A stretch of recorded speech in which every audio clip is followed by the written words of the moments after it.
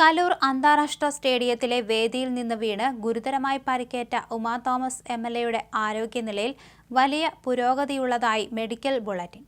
മകൻ വിഷ്ണുവിന്റെ നിർദ്ദേശങ്ങളോടെ എംഎൽഎ പ്രതികരിച്ചുവെന്നും ആശ്വാസവഹമായ പുരോഗതി ഉള്ളതായും medical director doctor Krishnanunni Polakulath മാധ്യമങ്ങളോട് പറഞ്ഞു. നിലവിൽ ഉമ വെന്റിലേറ്ററിലും ഗുരുതരാവസ്ഥയിലുമാണ്.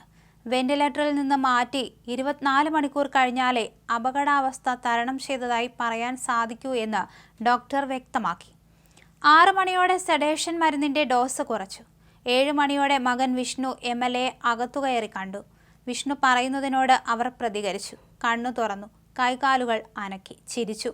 ഇതെല്ലാം തലച്ചോറിലുണ്ടായ ക്ഷതങ്ങളിൽ പുരോഗതിയുണ്ട് എന്നതുള്ളതാണ് വ്യക്തമാക്കുന്നത്. അത് ആശ്വാസവഹമാണ്. ശ്വാസകോശത്തിന്റെ എക്സ്റേയിലും നേരിയ പുരോഗതിയുണ്ട്. അതും ആശ്വാസവഹമാണ്.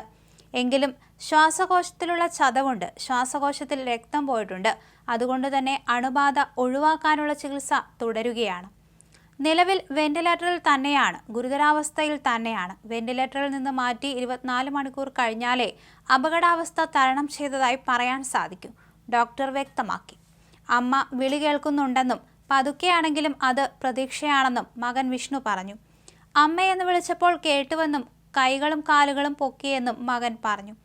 ഗിന്നസ് ലോക റെക്കോർഡ് ലക്ഷ്യമിട്ട് കലൂർ അന്താരാഷ്ട്ര സ്റ്റേഡിയത്തിൽ നടന്ന മെഗാ ഭരതനാട്യം പരിപാടിയുടെ 15 അടി ഉയരമുള്ള വേദിയിൽ നിന്നാണ് ഉമാ തോമസ് എംഎൽഎ വീണതും ഗുരുതര പരിക്കേറ്റതും.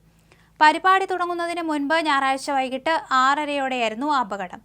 വേദിയിലെ കസേരയിൽ ഇരുന്ന ശേഷം പരിചയമുള്ള ഒരാളെ കണ്ട് മുന്നോട്ട് നടക്കുന്നതിനിടെ അരികിലെ താൽക്കാലിക റെയിലിലെ റിബണിൽ പിടിച്ചപ്പോൾ നിലതെറ്റി വീഴുകയായിരുന്നു. കോൺക്രീറ്റ് സ്ലാബിലേക്ക് തലയിടിച്ചാണ് വീണത്. ഉടൻ ആംബുലൻസിൽ പാലാരിവട്ടം റിനൈ മെഡിസിറ്റി ആശുപത്രിയിൽ പ്രവേശിപ്പിച്ചു. അതേസമയം സംഘാടകർക്കെതിരെ ഇപ്പോൾ കേസെടുത്തിട്ടുണ്ട്. എന്തായാലും ഇനി ദിവ്യ ഉണ്ണിയെയും അതുപോലെ മറ്റൊരു നടനെയും സ്റ്റേഷനിലേക്ക് വിളിപ്പിച്ചിട്ടുണ്ട്. ഇവരുടെയും മൊഴിയെടുക്കും.